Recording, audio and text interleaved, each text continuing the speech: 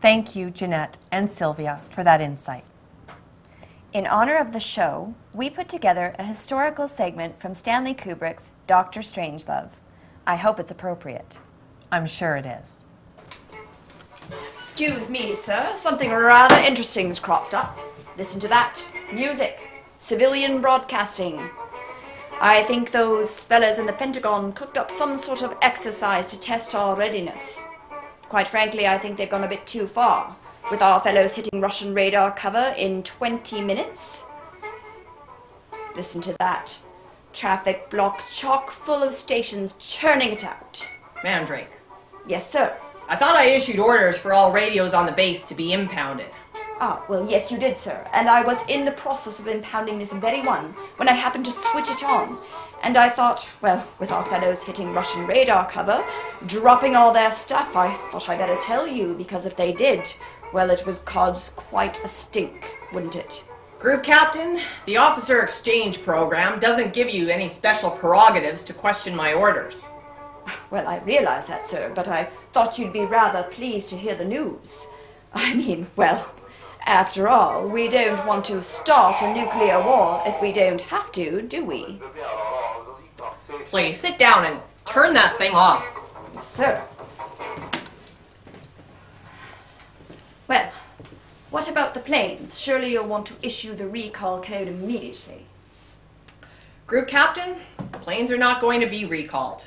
My attack orders have been issued, and the orders stand. Well, if you'll excuse me, sir, that would be, to my way of thinking, well, a rather odd way of looking at it.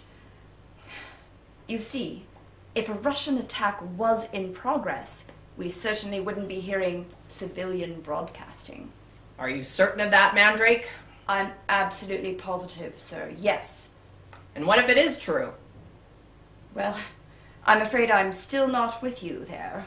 If a Russian attack were not in progress, then your use of the Plan R, in fact your orders to the entire wing would be, well, to my way of thinking, there would be something dreadfully wrong somewhere. Al, why don't you just take it easy there, Group Captain? Please, make me a drink of rainwater and grain alcohol, and help yourself to whatever you'd like.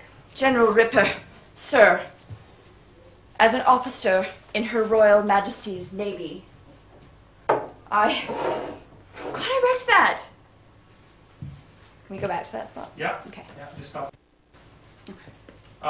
Ripper, sir, as an officer in Her Royal Majesty's Air Force, I would consider it my duty, under the present circumstances, to issue the recall code myself under my own authority and recall the wing. If you'll excuse me. I'm afraid, sir, I am going to have to ask you for the key and the recall code. I told you to take it easy, Group Captain. There's nothing anybody can do about this thing now. I'm the only person who knows the 3-letter code group. And I must insist that you give them to me.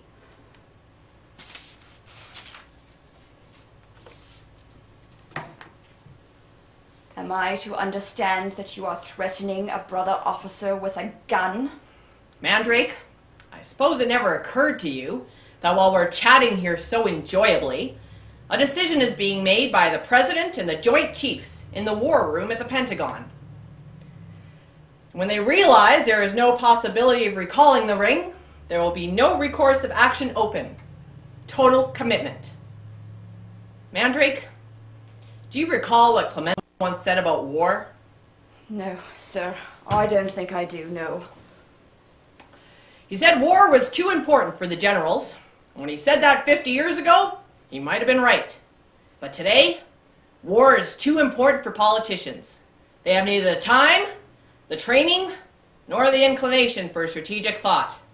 And I can no longer sit back and allow communist infiltration, communist indoctrination, communist subversion, and the international communist conspiracy to sap and impurify our precious bodily fluids.